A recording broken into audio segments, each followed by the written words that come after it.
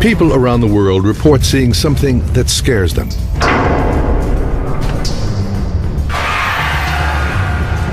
Something actually pushed me from behind. And they say they've got the evidence to prove it. On video. It did it again. In photographs. On audio tape. Voices that seem to come out of nowhere. I mean, I can hear that. You can hear that. Does brand new state-of-the-art technology finally give us answers? This is again another opportunity to scientifically prove your existence. Monster Quest investigates one of history's bloodiest crime scenes. Mrs. Borden had received 19 hits to her head. In what's been called the most haunted house in America. You gotta listen to this.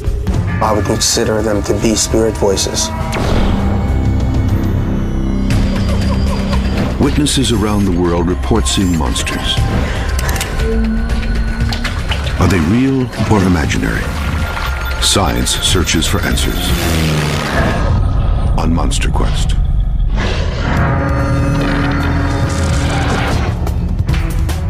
More than a third of Americans believe in ghosts. That spirits of the long departed linger in the world of the living. I actually felt something brush between the lower parts of my leg. We heard footsteps right above us in the hallway in the kitchen.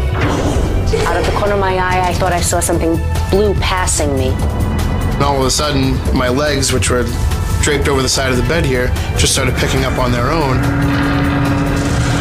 Many of these paranormal incidents have been caught on film or video. Did anybody move back and step on the wall? This man says an unseen hand moved his video camera in a haunted house. You can hear and see that there is something physically moving the camera, but it doesn't appear on the camera. Well, I could see several anomalies, moving left to right, up and down.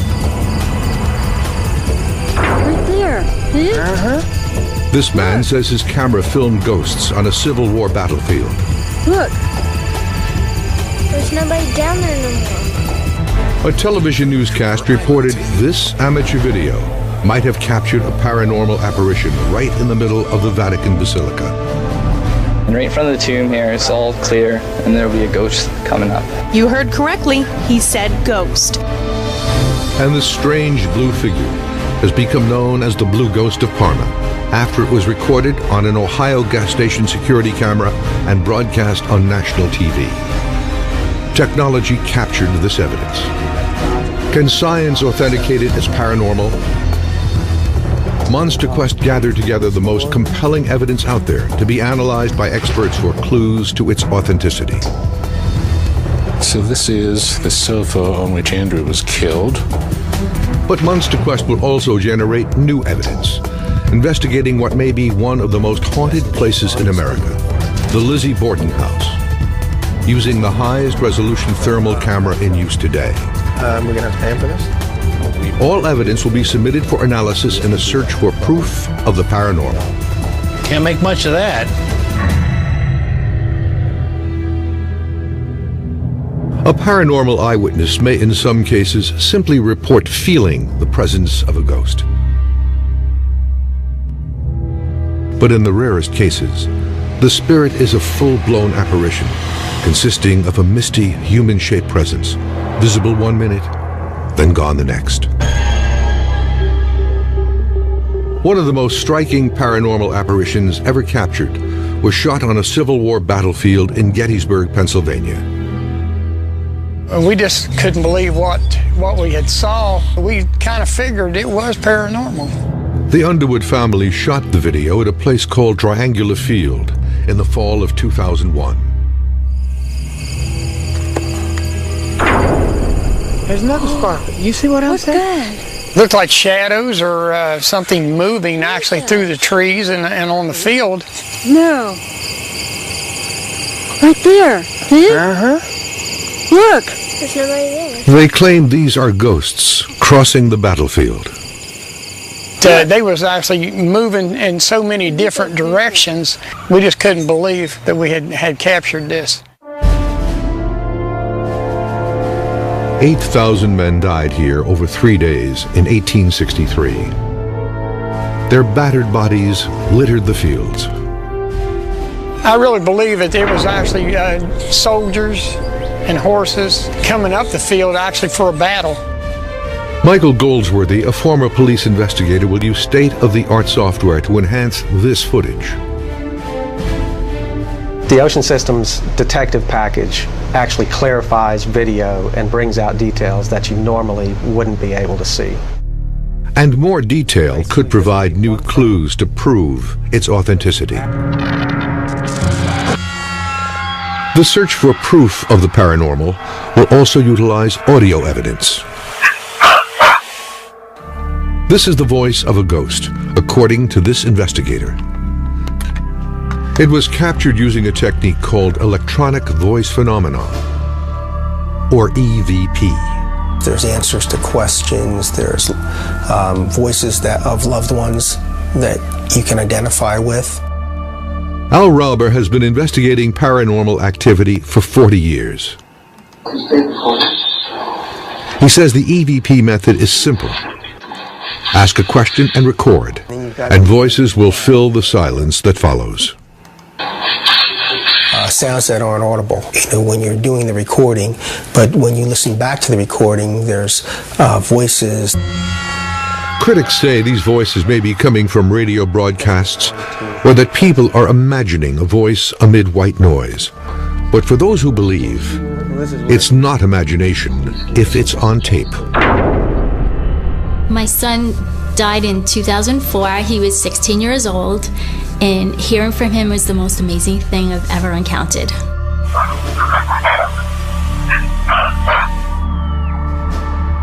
Debbie Caruso is a New York woman whose teenage son died in an accident in Mexico. Soon after, she tried using EVP to reach him. I was really excited to hear that we'd be able to speak to them and didn't believe it. She used a simple program already in her laptop computer. It takes time and training, but after you record for a long time, the voices get louder and they get stronger, and now anyone can hear them. My son Joey left me this message on his 20th birthday. It says, "Ma, I love you."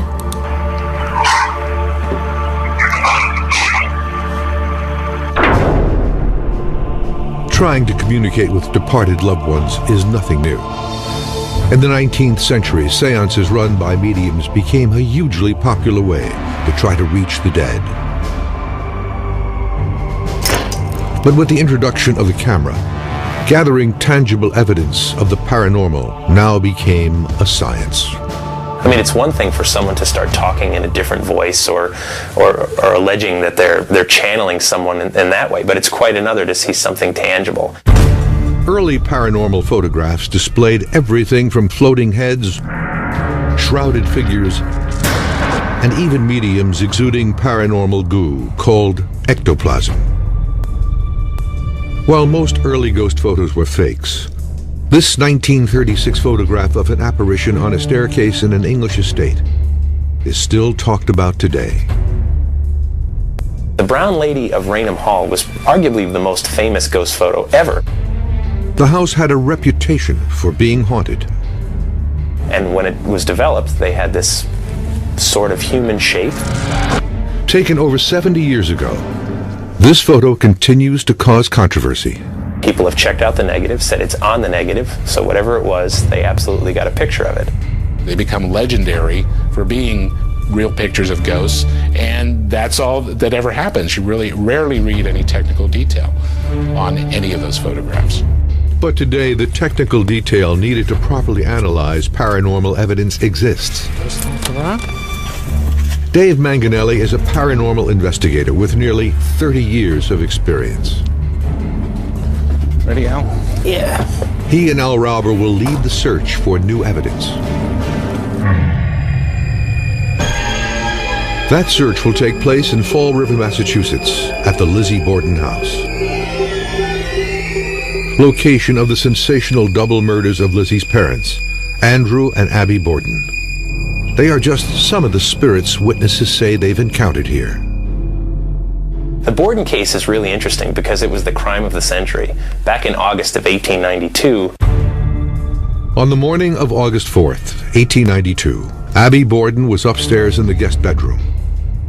The killer entered and approached her from behind, carrying an axe, using it to strike her again and again until she was dead.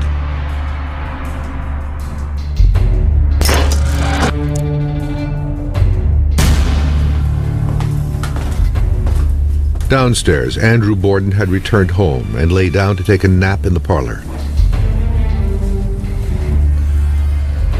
Someone approached the room, axe in hand. The first blow struck him in the head. He may have awoken to see his attacker, but it was too late. Again, the axe fell over and over.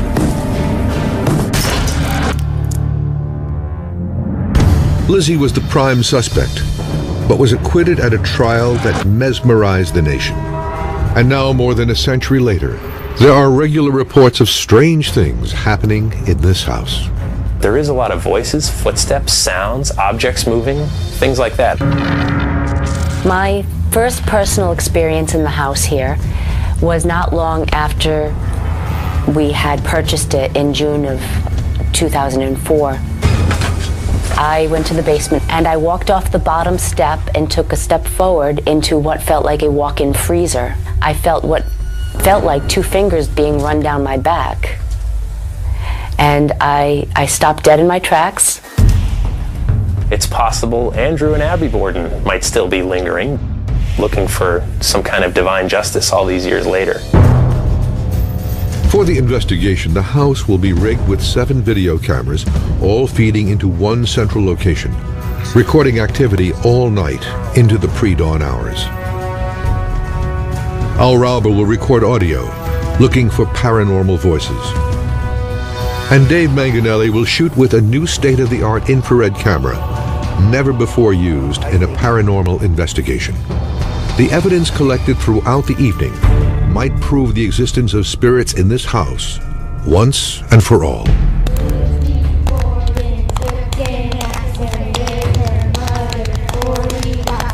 Okay, stop it now. Whoa, maybe back up. Why would this be so dark?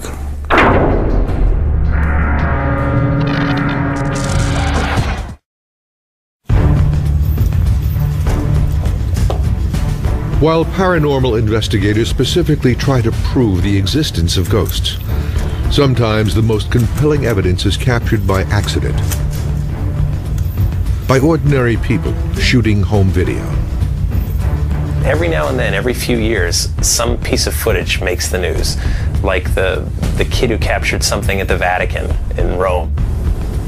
This video was taken in 2006 inside St. Peter's Basilica by a tourist from Vancouver, and it turned up in a Canadian newscast.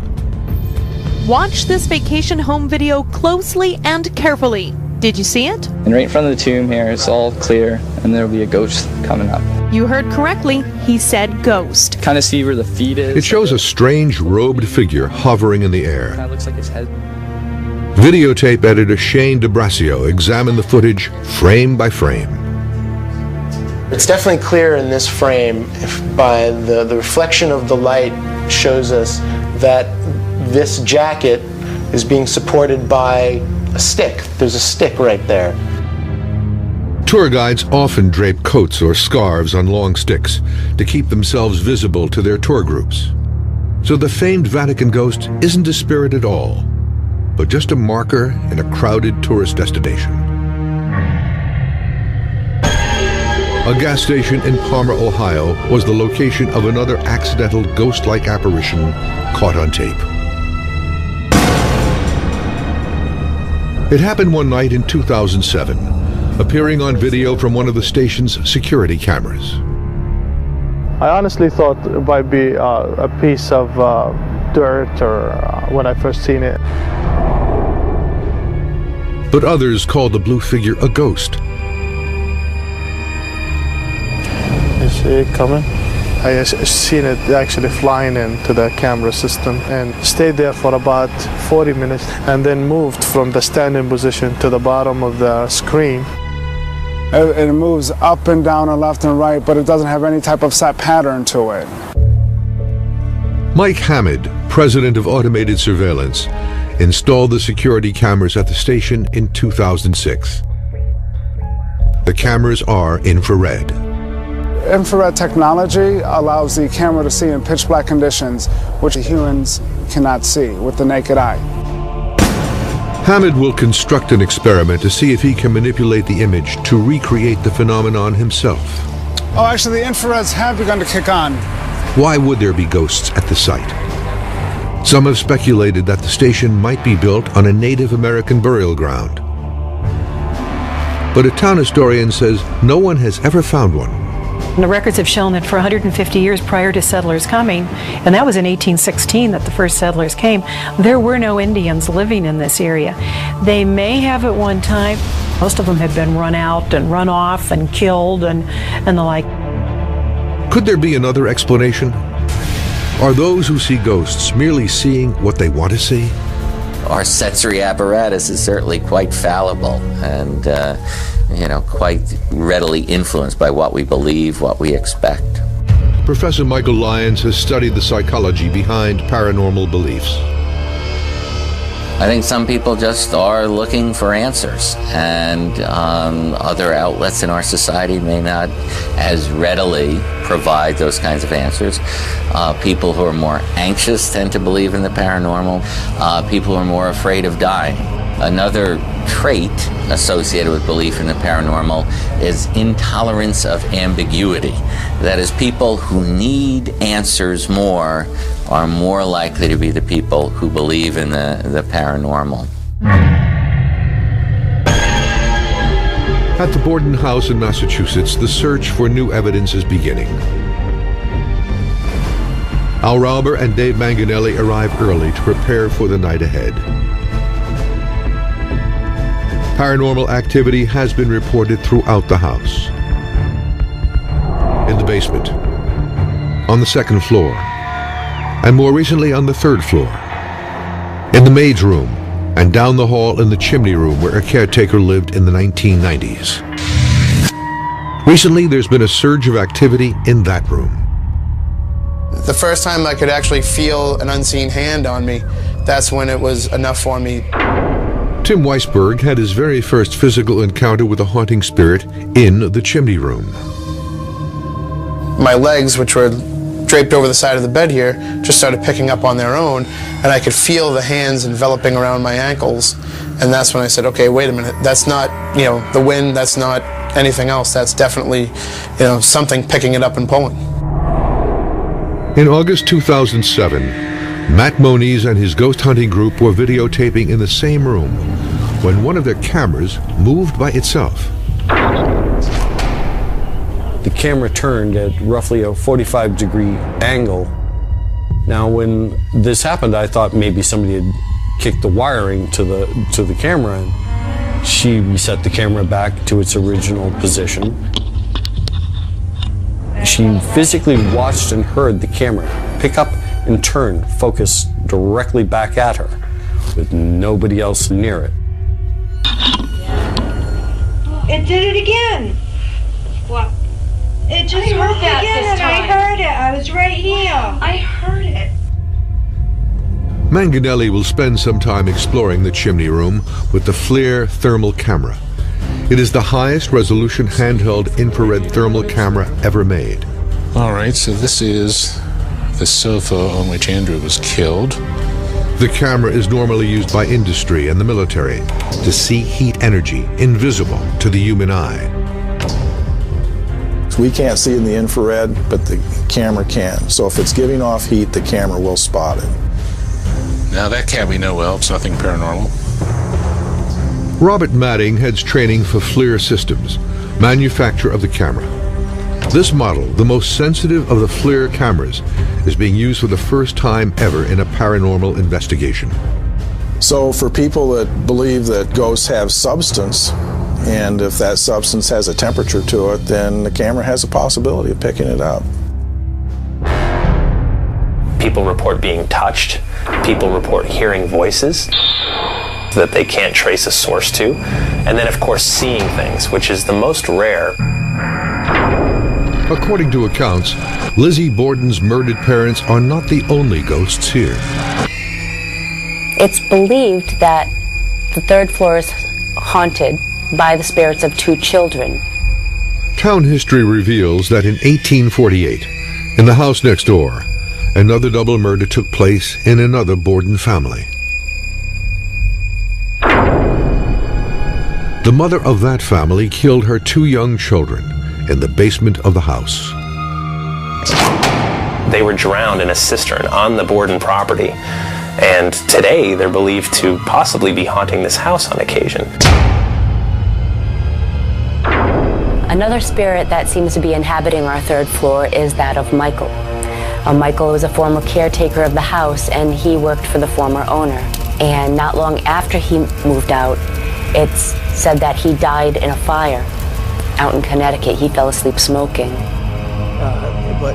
So 5 violent deaths. Are there 5 souls haunting this house? Can paranormal investigators Al Rauber and Dave Manganelli get the evidence to prove it? You gotta listen to this. You tell me what it's saying.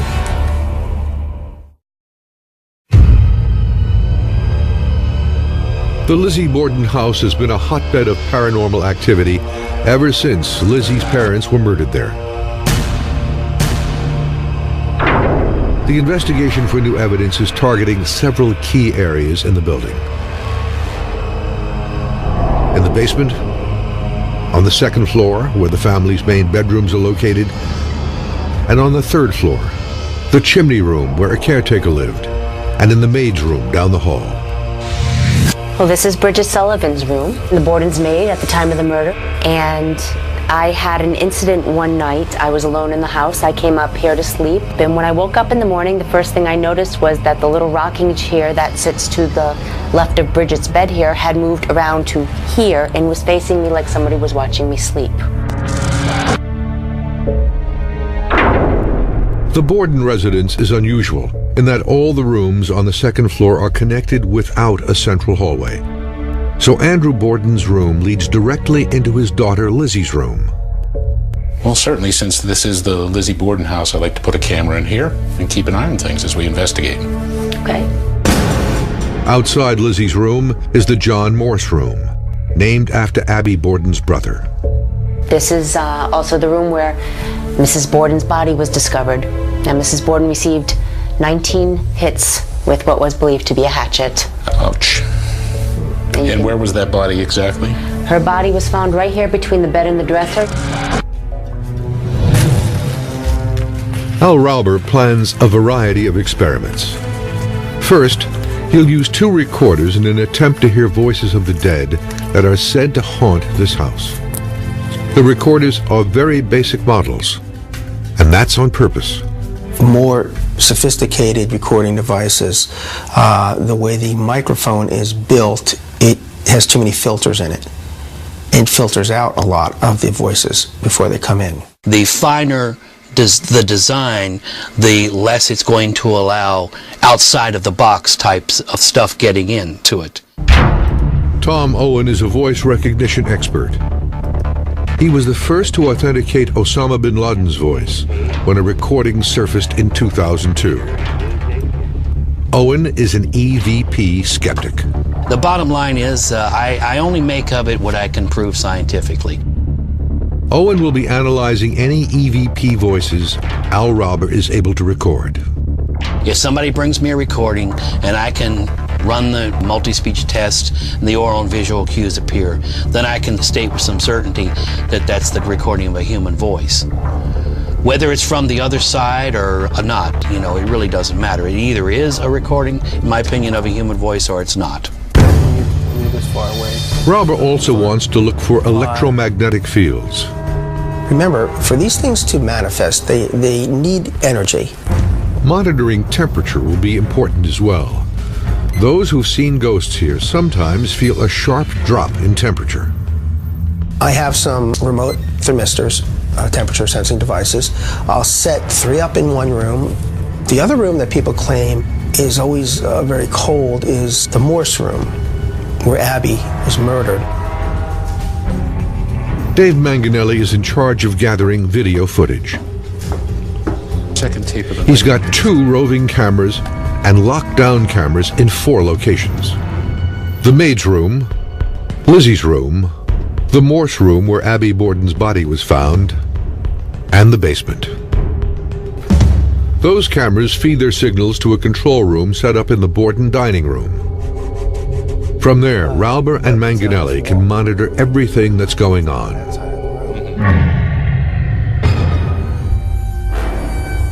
Back at the gas station in Parma, Ohio, the investigation of the blue figure captured on an infrared security camera continues. Security camera expert Mike Hamid now has a strategy. This video is unique simply because it's like nothing I've ever seen before. We would probably want to walk up to the camera and dangle perhaps small items in front of the camera in order to see if we can get those infrared beams to reflect and see if we can get transparency through an object. Hamid speculates that a bug may have created the blue ghost image. We've got 3 different bugs at 3 different sizes, and we've got some different colors to try out. We're going to use these tweezers to hold these bugs as close to the lens as possible. Hamid climbs 15 feet to reach the camera. Its infrared technology helps it see at night. But when the plastic bugs are placed on the lens, no matter what color they are, they all read blue on the monitor. It's right on the lens. But what Hamid was not able to duplicate was the fluid movements and the transparency of the original blue figure. We tried all 3 of these right in front of the lens, and this one right here came closest to duplicating your ghost. But at the same time, it was not an exact copy or an exact match, so it's still an unexplained mystery. At the Borden house, Dave Manganelli sets up an experiment in the maid's room on the 3rd floor. So, in this room, we had our story of the chair that moved on its own. So I think I'm going to elect to use this camera, tether it to the laptop so I can see some of the video output, focus it on the chair, and let it run for a while. All right, so the camera's on and the program has recognized it. So I'll just pull up a little video preview window. I'm just going to put a couple of markers that fall right under the, right where the slats of the base are here. And we can check that later on and see if anything has moved at all. And we'll just let this run unattended for a while. Rauber and Manganelli are monitoring all the areas where witnesses have reported paranormal activity. It's nearly 11 p.m., but the night has just begun. Okay, you gotta hear this.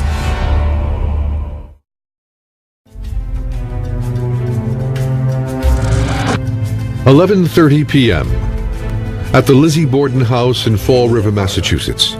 Al Rauber is recording for Paranormal Voices. I'm going to just do a walkthrough of the house, room to room, where the activities seem to be more often occurring. Into Lizzie's room. I believe we did get some voices in this room. If anybody is in this room, this is again another opportunity to scientifically prove your existence. Now coming down the hallway to the chimney room, we've had many reports of things happening in this particular room.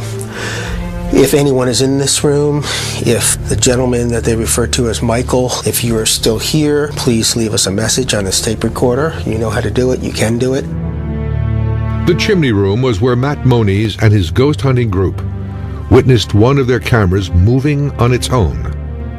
Al Rauber and Dave Manganelli sat down to analyze the video themselves. So it's not, there's a few number of people in the room. Yeah, there's a good number of people in the room, so it's not unattended. There it is. Okay, camera moves. Okay, so someone is at the camera. Right.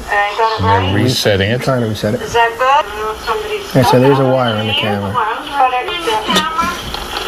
Because I'm stepping on the wire now. Is anything happening?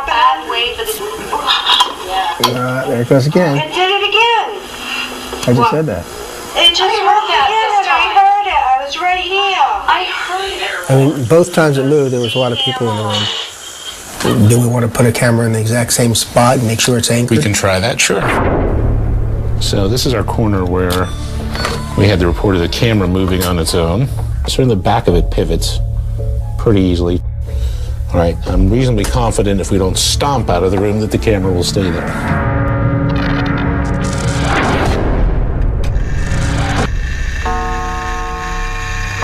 Midnight. Robert takes down the temperature of the two rooms located on the second floor every 10 to 15 minutes.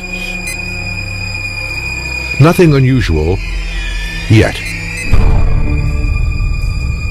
Dave Manganelli returns to the room where the rocking chair moved. But our chair hasn't moved. Still right on the tape marks. 1 a.m. Okay, you gotta hear this. Downstairs at the main control area, Rauber is analyzing the first EVPs of the night. As soon as I say the word message, you hear sure. Is this a message? Is this a message? Ready? Is this a message? The EVP was taken in the chimney room. Is this a message? I don't think anybody up there was saying that. The chimney room seems to be providing the best evidence for analysis so far. Is this a message? The cameras are continuing to roll throughout the house, including in Lizzie's room. Rauber believes an audio recording session could pick up the voice of Lizzie Borden herself. 2 a.m. To make sure no extraneous sounds are picked up, the entire Monster Quest team and owner Leanne Wilbur are gathered in Lizzie Borden's room. Rauber will record on his two separate audio devices. We're in the Lizzie Borden room of the Lizzie Borden house. So this is the actual bedroom where Lizzie, not only did she sleep here, but we even still have some of her possessions in this room in a locked cabinet. Rauber begins the questioning.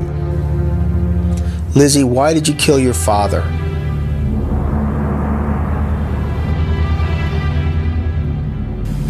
Lizzie, who made the mirror move? The mirror right behind me. During Rauber's last visit to the Borden house, a mirror in the hutch behind him moved when he asked a question about Abby Borden. Yeah. Rauber will analyze the recording in the main control room. 3 a.m. Dave Manganelli reviews footage from the chimney room. This is a review of the first tape that we did in the chimney room to test and see if the camera would move. So we'll just take a quick look. Okay, 10 or 11 minutes in, it hasn't moved. Almost 20 minutes in, same framing. So no movement there. Again, just kind of spot checking to see if anything unusual happened. And 50 minutes in, we haven't moved, people re-entering the room. So, nothing. Good solid picture. Manganelli now decides to shoot with a flare thermal camera, which can see heat energy normally invisible to the human eye, including temperature shifts as small as 0.06 of a degree. And with a really good infrared camera like this one, we can actually see some interesting images. And back in the chimney room, there is something very odd and unexplainable.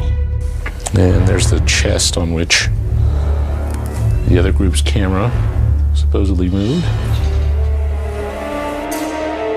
The bottom of the toy chest appears to be glowing as if it were blazing hot. Yeah, definitely warmer at the bottom. I'd like to go see if it's as warm as it looks. The top of the toy chest appears to be much cooler than the bottom.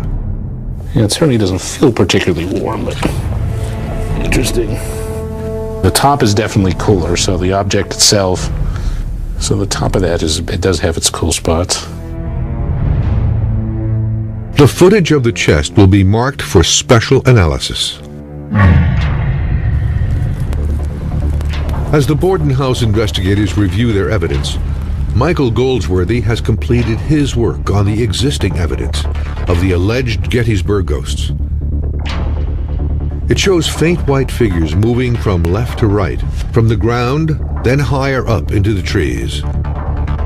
It was shot in 2001 by the Underwood family at Triangular Field in Gettysburg, Pennsylvania. Right there. Uh-huh. Look. There's nobody there. I can't see. To enhance and study the video, Goldsworthy used software called Detective. And then we just tell the computer to average up to 100 frames, sharpen it a little bit, and you'll see that it straightens out the picture quite well. So we've gone from a very fuzzy, sparkly type picture that doesn't give a lot of detail to this, where now you can make this rock out much better. So then once it's been enhanced, and you can see right here, the image basically moves across. Could the figures just be other tourists on the field? Now, I do admit there were people behind us, people just walking around enjoying Gettysburg just like we do, but as far as in front of us, there was nobody there. This is the field as it looks today. In the direction the Underwoods were shooting, it is relatively flat. Yet the figures in their video seem elevated, well above the ground. For Goldsworthy, the repetition of the figures themselves was a bigger concern. So you have something in the picture, some object that's moving across the image, and it actually does it several times. So what I did is combine 3 different shots from different times in the video to show what I then began picking up as a repetitive nature. He doubts this existing evidence is a paranormal apparition caught on tape. Because of the almost perfect repetition, it's almost as if someone is looping either a video or a projection. As far as creating this, if you were to do this in the field, I would say that you would use a clear piece of Lexan, a clear piece of glass, and reflect an image off of it. But Tom Underwood stands by its authenticity. And if I did all of this in front of everybody, I mean, I think I would have drew a lot of attention, and I think they would have came over and tried to figure out what I was doing. It is the real thing.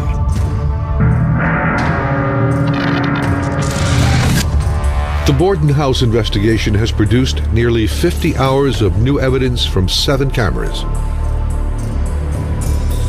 Next, each tape will be examined in real time, watching and listening for any paranormal activity. We're panning around. There's a whoa, what was that? Can you back that up?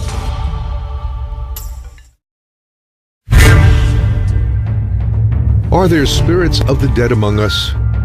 And does this audio and video evidence prove it? This family says they watched ghosts crossing the Civil War battlefield. Looked like shadows or something moving actually through the trees and on the field. This man says something unseen moved his camera in the Lizzie Borden house. It did it again. The camera turned at roughly a 45-degree angle. Of the existing evidence, our investigation showed the Vatican ghost was not a ghost at all, but a jacket or scarf suspended by a long stick. This blue apparition might have been a bug, but Mike Hammond could not be sure. And this expert was skeptical of the Gettysburg ghosts, but could not rule out the paranormal. It is the real thing, and it's not a hoax or anything. As for the new evidence, more than 50 hours of video from the Lizzie Borden house have now been analyzed by the Monster Quest investigators.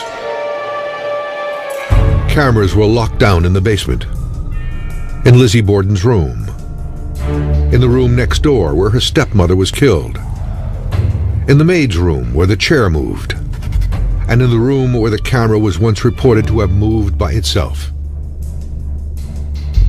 The hours passed, the tape rolled on, but nothing out of the ordinary seemed to happen.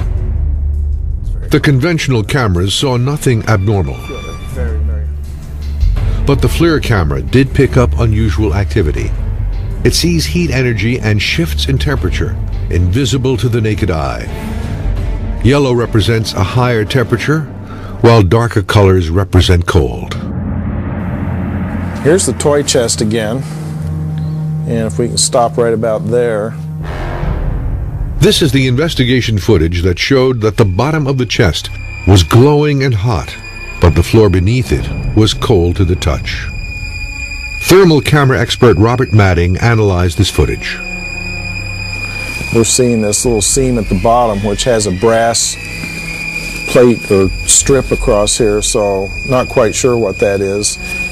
Could be reflection of heat from people that are standing in the background. Not quite sure what that is. It remains a mystery. Next up, the maid's room, where there was a report of the moving rocking chair. Okay, stop it now. Whoa, maybe back it. And why would this be so dark? One might want to take a look at, is there missing insulation here or some other thermal problem, because this wall is so much darker than this one. It may simply be a construction defect. So while the video evidence was inconclusive, there was a lot more going on with the audio evidence. We captured a lot of voices. We caught EVP in 4 of the rooms, the basement, Lizzie Borden's room, we caught it in the chimney room, and we also caught voices. I also caught voices in the Morse room. Now coming down the hallway to the chimney room, at one point in the chimney room, I was asking the spirit that we were told resides there if he would talk to us or give us some information, and a voice comes on saying, "Sure." Is this a message? Is this a message? Voice recognition expert Tom Owen analyzed the audio evidence. Let's see what it looks like. Can't make much of that. We're just saying total noise. Let me see what the... Yeah.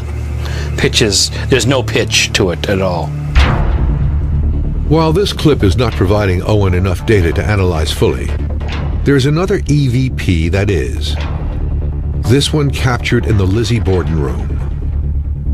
And when we finished our taping session, I mean, we pretty much had signed off, and there's some small talk going on, and a voice comes on the tape. It's very close to the tape recorder, and the voice is saying, "So?" Jonathan, stay before us. Yeah, there's definitely something there, right here. When you whisper, you're not moving your vocal cords, and therefore you're not creating any fundamental frequency. And the first thing you'd want to do is to investigate who was on the site, because it is audible. I mean, I can hear that. You can hear that. Jonathan, stay before us. And the voice seems to be extremely close to the microphone. But the surveillance camera in the room shows no one is close to it. Anybody that was in the room was at least 3 to 5 feet away from the microphone. This works on the proposition of the inverse square law, you know, which means is a fancy way of saying that for every double the distance you move away from the source, you lose 6 dB. So if you're up right against the source and you're whispering, which you would, to be recorded in the first place, you would have to be close. And this sounds like it was close. The surveillance camera microphone also picked up the voice. But eerily, the voice sounds extremely close to the camera microphone too, even though the camera was 10 feet away from the audio recorder. You know, it's obviously a sound. I mean, it's audible, and it's you can hear that it's a sound. Whether it's from the other side, I don't know. It may only be one word, but the investigation could not eliminate the possibility that this was the voice of a ghost. I'm pretty convinced that 90% of the voices that we caught, I would consider them to be spirit voices, or of a spiritual origin. It may not be proof beyond a shadow of a doubt, but something strange was happening in the Borden house. And is happening in places all over the world every day. And as recording technology improves, and with it the quality of the evidence, definitive proof of the existence of spirits among us may be closer than we think.